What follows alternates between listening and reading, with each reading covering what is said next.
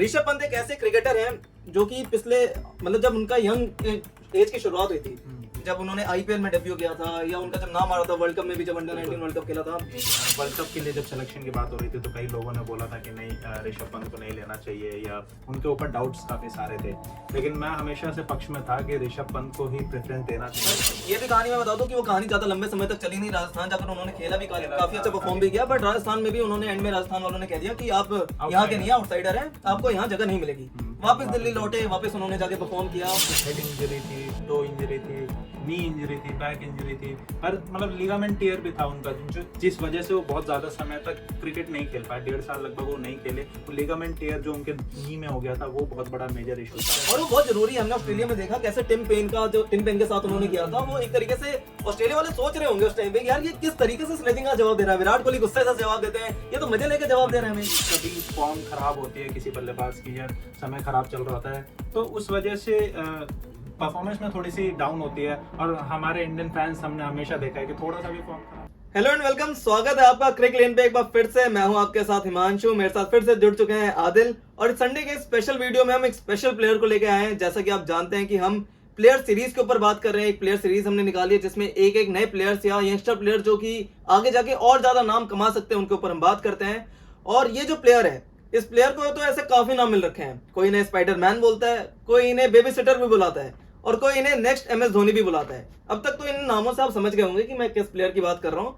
ऋषभ पंत एक ऐसे क्रिकेटर हैं जो कि पिछले मतलब जब उनका यंग एज की शुरुआत हुई थी, जब उन्होंने आईपीएल में डेब्यू किया था या उनका जब नाम आ रहा था वर्ल्ड कप में भी, जब अंडर 19 वर्ल्ड कप खेला था, वो वहां से एक कह सकते हैं कि झलक आनी चालू हो गई थी कि एमएस धोनी एक हमें मिल रहा है, एक ऐसा बल्लेबाज मिल रहा है जो कि विकेट कीपिंग के साथ साथ वो ताबड़तोड़ बल्लेबाजी भी कर सकता है और फिनिश कर सकता है मैचेस को, ऐसा माना जा रहा था। अभी कुछ समय से उनका एक कह सकते हैं कि बुरा दौर भी आया, जब उनका एक्सीडेंट हुआ उसके बाद उन्होंने कमबैक किया है और टीम ने वर्ल्ड कप भी जीता है जिस टीम में वो इसका हिस्सा थे। और उन्हीं पे बात करने के लिए मैं आदिल से पूछना चाहूंगा कि ऋषभ पंत के करियर को आप किस हिसाब से देखते हैं। ऋषभ पंत बहुत कमाल के खिलाड़ी हैं। जैसे जब वर्ल्ड कप के लिए जब सिलेक्शन की बात हो रही थी तो कई लोगों ने बोला था कि नहीं, ऋषभ पंत को नहीं लेना चाहिए या उनके ऊपर डाउट्स काफी सारे थे, लेकिन मैं हमेशा से पक्ष में था कि ऋषभ पंत को ही प्रेफरेंस देना चाहिए ओवर संजू सैमसन, कि ज़्यादा अच्छा परफॉर्मेंस कर सकते हैं। ऋषभ पंत में जो पोटेंशियल है वो हमेशा मैच विनिंग परफॉर्मेंस, और हमने बहुत सारे मैचेस में देखा वर्ल्ड कप में भी कि उन्होंने इम्पैक्टफुल इनिंग खेली। ऐसे मैच विनिंग नॉक नहीं थे लेकिन इम्पैक्टफुल इनिंग जरूर खेली। जो 20 रन या 27 रन के जो पारी वो खेलते थे 15-16 बॉल पे, वो काफ़ी काम आते थे टीम इंडिया के लिए। तो एक वो बहुत महत्वपूर्ण चीज़ थी। उनकी करियर की शुरुआत मतलब अगर उनके बचपन से बात करें तो उन्होंने 5th ग्रेड में ही सोच लिया था कि उनको क्रिकेटर बनना है, और उनके फादर का सपना था कि वो ऋषभ पंत को क्रिकेटर बनाए। तो 5th ग्रेड में उन्होंने सोच लिया था कि उनको क्रिकेटर बनना है। इतनी छोटी सी उम्र में इतना बड़ा सपना देखना बहुत अपने में एक बहुत बड़ी बात है। साथ ही जब वो छोटे थे तो एक कहानी है उनकी कि ऋषभ पंत के फादर ने उनको 14,000 का बैट लेके दिया। बिल्कुल 14,000 का बैट उस जमाने में भी बहुत वैल्यू रखता है, अभी भी बहुत वैल्यू रखता है 14,000 का बैट। अभी भी हम किसी बडिंग क्रिकेटर्स को उतना बड़ा गिफ्ट दें तो वो भी एक मेस्मराइज्ड हो जाएंगे। तो उतना बड़ा गिफ्ट उनको उनके फादर ने दिया था जब वो छोटे थे। तो हर बच्चे का सपना होता है कि उनके घर वाले उनको इतना महंगा बैट दिलाते। हमें तो है, हमें जब बच्चे थे तो होता था 2-3 हजार का ही बैट दिलाते, उन्हें तो 14,000 का बैट दिलाया था। हम तो हाँ सही बात है, हम 700-800 रुपए के बैट से खेलते थे उस टाइम भी। मेरे को अभी भी याद है जब मैं खेलता था 1200 का मैक्सिमम वाला बैट मैंने खरीदा था, वो मेरे को अभी भी याद है। तो ऋषभ पंत को 14,000 उस बैट के लिए 14,000 के बैट के लिए उन्होंने अपनी मम्मी से बहुत डांट खाया था। बिल्कुल। उनकी माँ बहुत नाराज हुई थी।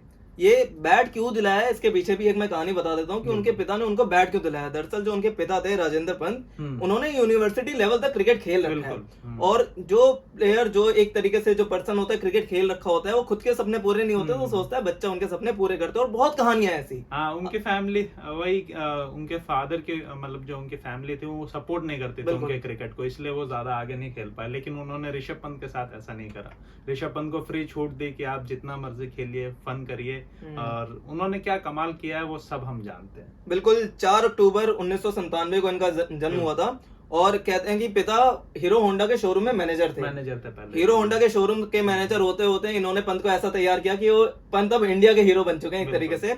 और इनके आगे करियर की भी बात करें तो बताया जाता है कि माँ के साथ हर वीकेंड पे रुड़की में इतनी अच्छी क्रिकेटिंग फैसिलिटीज नहीं थी, इसलिए वो दिल्ली ट्रेवल करते थे कोचिंग करने के लिए।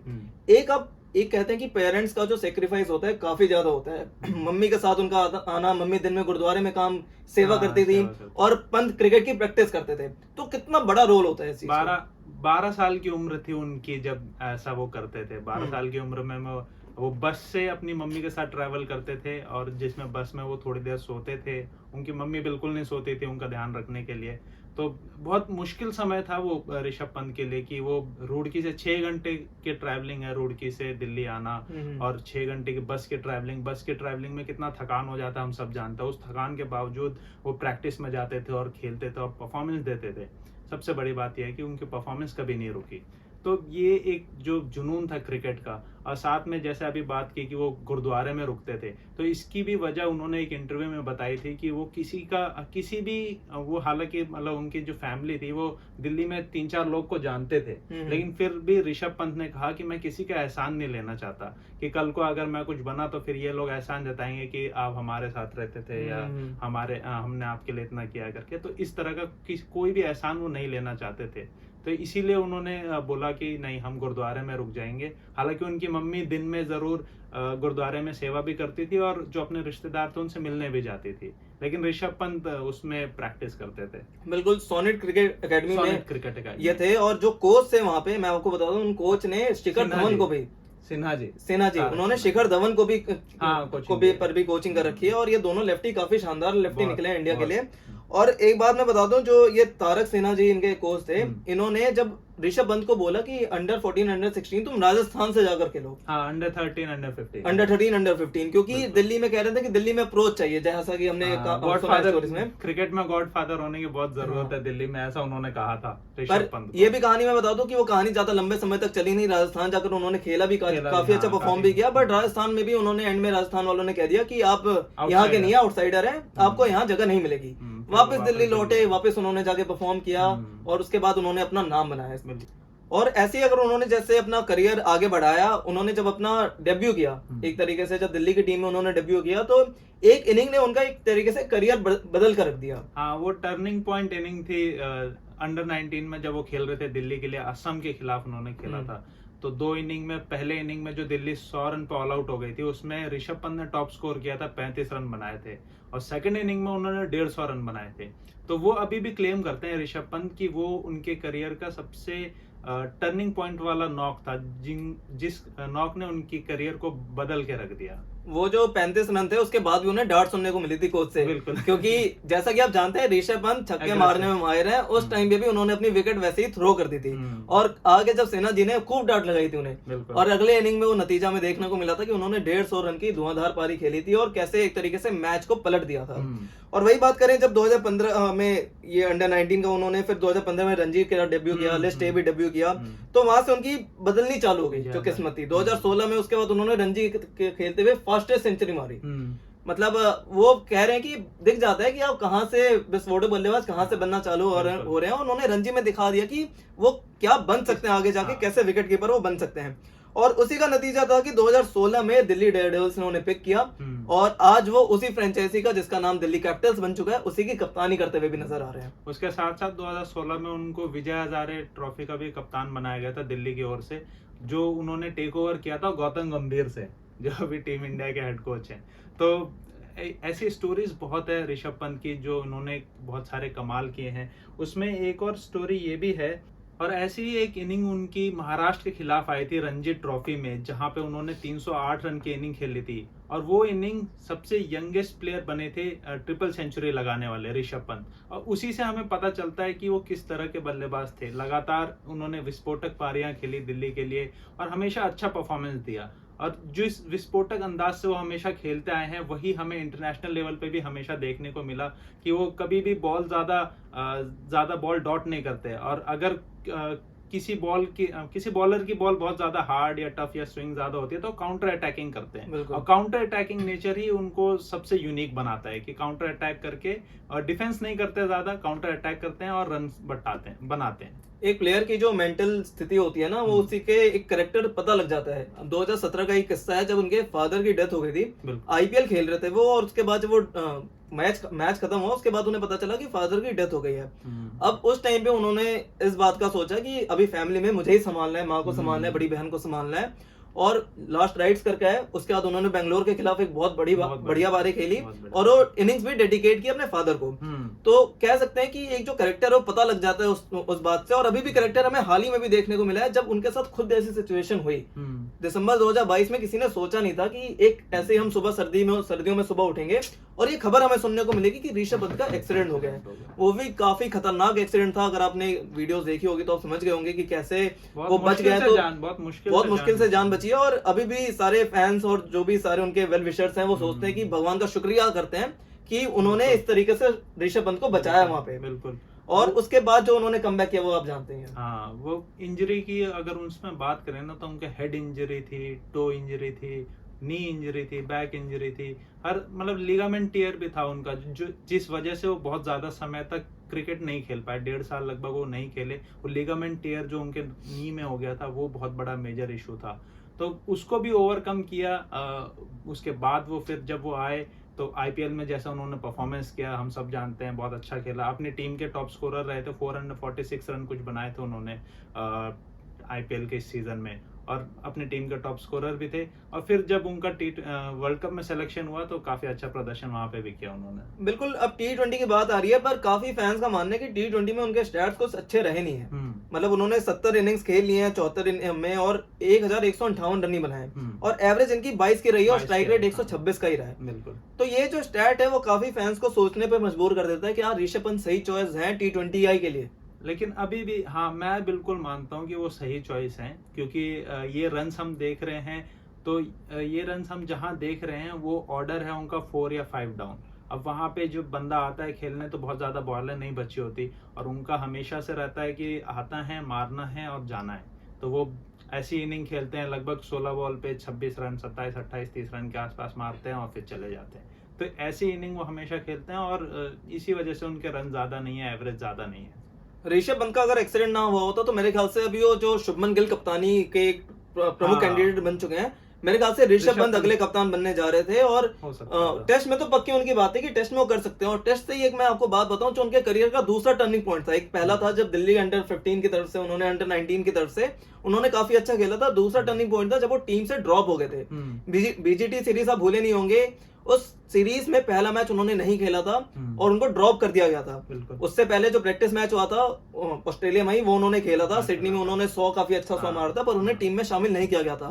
पर फिर प्रमुख खिलाड़ी हमारे इंजर्ड हुए। वो सीरीज आपको याद होगी, ऐसा लग रहा था कि जो खिलाड़ी खेल रहे बस इंजर्ड हुए जा रहा है। और उस बाद में वो जो गाबा की पारी थी, गाबा के साथ साथ उन्होंने बाकी इनिंग्स भी अच्छी खेली थी, पर जो गाबा में मैच उन्होंने फिनिश किया, मेन जो गाबा का मैच उन्होंने फिनिश किया, वो अभी भी फैंस को अच्छे से याद है। वो सामने चौका मारना, गिरते पड़ते पीछे चौका मारना, वो मतलब विन फॉर दी एजेस थी। गाबा में 32 साल से कोई टीम जीत नहीं पाई थी। और ऋषभ पंत की वो पारी ने एक स्टेटमेंट दे दी थी ऑस्ट्रेलिया को कि 2018-19 में जो हम जीते थे वो फ्लूक नहीं था, बीजीटी हम करके दिखा सकते हैं, और वो भी हम ऐसी टीम के साथ करके दिखा सकते हैं जिस टीम में विराट कोहली, अश्विन जैसे मेन प्लेयर्स ना हो। नहीं थे, हाँ बिल्कुल। और 328 रन चेस कर रहे थे हम विराट कोहली जैसे बल्लेबाज के ना होते हुए। 328 रन, और वो भी ऑस्ट्रेलिया में, और ऐसी जगह जहां ऑस्ट्रेलिया कभी हार ही ना हो 32 साल से। वहां पे ऋषभ पंत ने 89 रन की बहुत शानदार पारी खेली। और वो जो लास्ट में जो चौका मारा था, उसके बाद तो सब जानते हैं कि गाबा का घमंड कैसे टूटा था। बिल्कुल।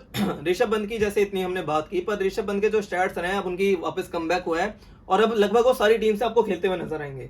ओडीआई में भी उनका नाम आएगा, T20 में भी नाम आएगा, टेस्ट में नाम आने से तो कोई रोक ही नहीं सकता। बिल्कुल। पर क्या आप ऋषभ पंत को आगे वो देख रहे हैं, कैरेक्टर देख रहे हैं? एक तो बड़े जॉली कैरेक्टर है ये, बिल्कुल, स्पाइडरमैन एक वो बेबीसिट वाला विकेट के पीछे से बोलते रहते हैं। और वो बहुत जरूरी है। हमने ऑस्ट्रेलिया में देखा कैसे टिम पेन के साथ उन्होंने किया था। वो एक तरीके से ऑस्ट्रेलिया वाले सोच रहे होंगे उस टाइम पे, यार ये किस तरीके से स्लेजिंग का जवाब दे रहा है, विराट कोहली गुस्से से जवाब देते हैं, ये तो मजे लेके जवाब दे रहे हैं हमें। बिल्कुल। एक ऐसा कैरेक्टर जो कि MS धोनी से बिल्कुल अलग। बिल्कुल।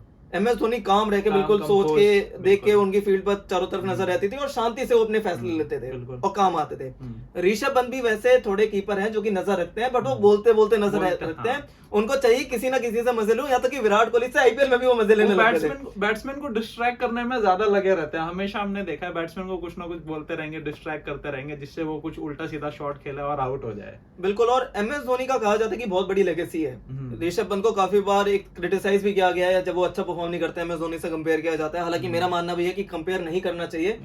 MS धोनी जो करके गए थे उनको भी किसी ने मौका दिया था, उसके बाद उन्होंने नाम बनाया। तो क्या ऋषभ पंत भी धीरे धीरे उसी तरह बढ़ रहे हैं कि वो नाम बना पाएंगे MS धोनी जैसा? बिल्कुल। उनके अंदर इतनी पोटेंशियल है कि वो हमेशा अच्छा कर सकते हैं। अब बीच में बस यही होता है कि कभी फॉर्म खराब होती है किसी बल्लेबाज की, या समय खराब चल रहा होता है, तो उस वजह से परफॉर्मेंस में थोड़ी सी डाउन होती है। और हमारे इंडियन फैंस हमने हमेशा देखा है कि थोड़ा सा भी फॉर्म खराब हो या थोड़ा सा भी परफॉर्मेंस नहीं आता है तो एक ही दो मैच में फिर हम लोग हल्ला करने लग जाते हैं कि इसको हटाओ, उसको लेके आओ टीम में। तो ऐसा नहीं करना चाहिए। उनके अंदर जितनी पोटेंशियल है, जितने मैचेस उन्होंने जिताए हैं, आगे भी वो ऐसे ही जिताते रहेंगे। तो उनके पोटेंशियल में कोई कमी नहीं है। वो बिल्कुल अपना नाम बना सकते हैं, वो लेगेसी बना सकते हैं जैसी महेंद्र सिंह धोनी की है। बिल्कुल। और हम भी उम्मीद करते हैं कि ऋषभ पंत काफी नाम बनाए, क्योंकि इंडिया को जरूरत है कि ऐसे विकेट कीपर बैट्समैन की जो कि लंबे लंबे छक्के मारता है, मैच फिनिश करता है। हालांकि अभी ये ऊपर खेल रहे हैं, बट उम्मीद है कि ये ऊपर खेलते खेलते भी मैच फिनिश करें, कि अपनी विकेट बचाकर खेलें। वैसे पंत से तो ये होना मुश्किल है कि अपनी विकेट बचाकर खेलें। उन्हें है कि भाई बॉल आ रही है, मारो बस और मारते ही रहो। तो बिल्कुल उम्मीद करते हैं कि पंत ऐसे आगे खेलते रहे। आप हमें कमेंट बॉक्स में बताएं, उनकी फेवरेट मेमोरी भी बताएं कि आपको कौन सी इनिंग उनकी अब तक सबसे पसंद आई है और आगे कितना उनको आप बढ़ते हुए देख सकते हैं। तो ऐसे ही सवाल के जवाब हमें देते रहिए, अपना प्यार हमें ऐसे ही दिखाते रहिए। और कोई सजेशंस होंगे तो उसके लिए भी बिल्कुल आप कमेंट बॉक्स में हमें बताएं।